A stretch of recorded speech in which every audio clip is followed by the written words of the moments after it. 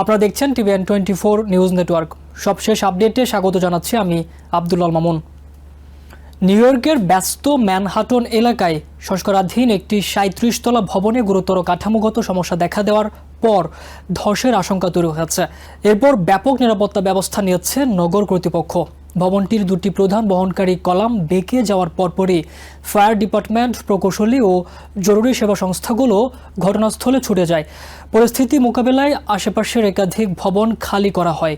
একটি স্কুলের শত শত শিক্ষার্থীকে নিরাপদ স্থানে সরিয়ে নেওয়া হয় এবং গুরুত্বপূর্ণ কয়েকটি সড়কে যান চলাচল বন্ধ করে দেওয়া হয়। কর্তৃপক্ষ জানিয়েছে, মঙ্গলবার স্থানীয় সময় সকাল প্রায় ৮টার দিকে ভবনের বাইরের অংশ থেকে ইট খসে পড়ার খবর আসে।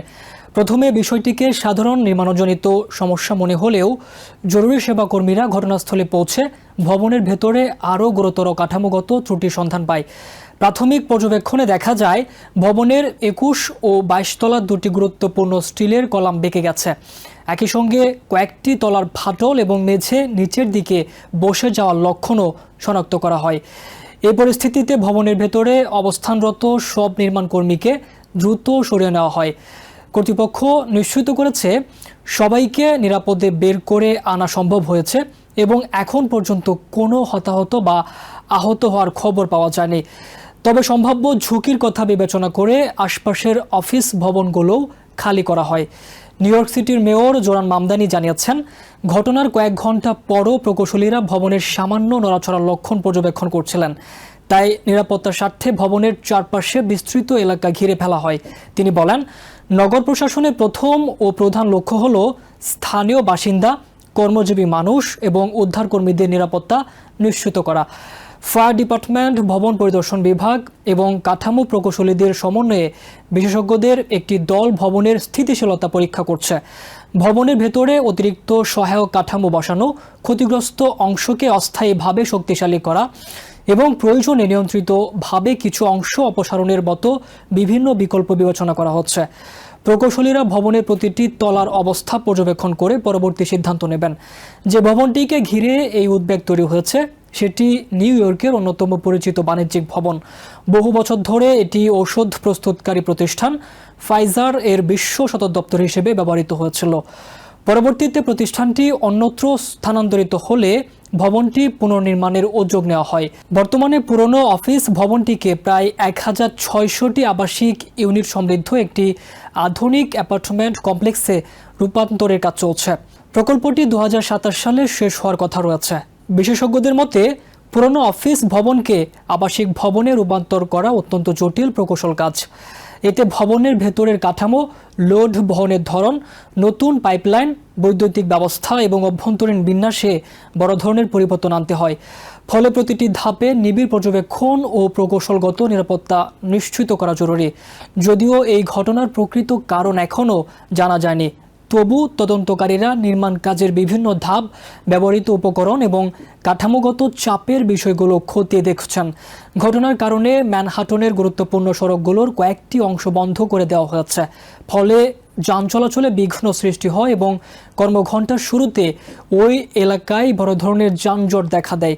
পুলিশ ব্যারিকেড বসে সাধারণ মানুষের প্রবেশ সীমিত করে এবং জরুরি সেবা ছাড়া অন্য সব ধরনের চলাচল নিয়ন্ত্রণে আনে। এলাকার বাসিন্দা ও কর্মজীবী মানুষের মধ্যে ঘটনাটি নিয়ে উদ্বেগ দেখা দিয়েছে। আশপাশের অফিসে কর্মরত অনেকেই জানিয়েছেন, তারা সকালে কাজে এসে হঠাৎ জানতে পারেন ভবনে প্রবেশ করা যাবে না। পরে সবাইকে দ্রুত এলাকা ত্যাগ করতে বলা হয়।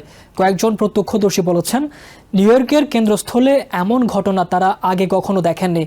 আবার অনেকে স্বস্তি প্রকাশ করেছেন যে সময়মতো ভবন খালি করে দেয়ায় বড় ধরনের দুর্ঘটনা এড়ানো গেছে। নির্মাণ খাতের কয়েকজন বিশেষজ্ঞ ঘটনাটি গুরুত্বের সঙ্গে দেখছেন।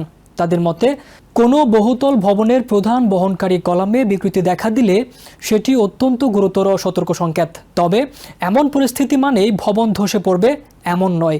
দ্রুত প্রকৌশলগত ব্যবস্থা নেওয়া হলে অনেক ক্ষেত্রে ভবনকে স্থিতিশীল করা সম্ভব হয়। তাই তদন্ত শেষ হওয়ার আগে কোনো সিদ্ধান্তে পৌঁছানো ঠিক হবে না। নিউ ইয়র্ক প্রশাসন জানিয়েছে, ভবনটি সম্পূর্ণ নিরাপদ ঘোষণা না করা পর্যন্ত সাধারণ মানুষের প্রবেশ নিষিদ্ধ থাকবে। একই সঙ্গে সেন্সর ও অন্যান্য প্রযুক্তিগত যন্ত্রের মাধ্যমে ভবনের নড়াচড়া নিয়মিত পর্যবেক্ষণ করা হচ্ছে।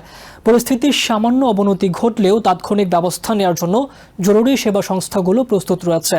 এই ঘটনা আবারও নগর এলাকায় পুরনো বহুতল ভবনের পুনর্নির্মাণ ও রূপান্তর প্রকল্পের নিরাপত্তা নিয়ে প্রশ্ন তুলেছে। বিশেষজ্ঞরা বলছেন, বড় শহরগুলোতে পুরনো বাণিজ্যিক ভবনকে আবাসিক ব্যবহারের উপযোগী করে তোলার প্রবণতা বাড়ছে। ফলে প্রতিটি প্রকল্পে কঠোর প্রকৌশল তদারকি, নিয়মিত পরিদর্শন এবং ঝুঁকি মূল্যায়ন আরও গুরুত্বপূর্ণ হয়ে উঠছে। কর্তৃপক্ষের তদন্ত শেষ হলে ভবনের কাঠামোগত ত্রুটির প্রকৃত কারণ এবং ভবিষ্যতে এ ধরনের ঘটনা এড়াতে কী ধরনের পদক্ষেপ প্রয়োজন সে বিষয়ে বিস্তারিত জানা যাবে। আপাতত নিউ ইয়র্ক সিটির নজর একটাই, যেন ভবনটি নিরাপদভাবে স্থিতিশীল করা যায় এবং আশপাশের মানুষের জীবন ও সম্পদের কোনো ক্ষতি না হয়। নিউ ইয়র্ক থেকে সম্প্রচারিত TVN 24 টেলিভিশন, বিশ্বজুড়ে বাঙালির কণ্ঠস্বর।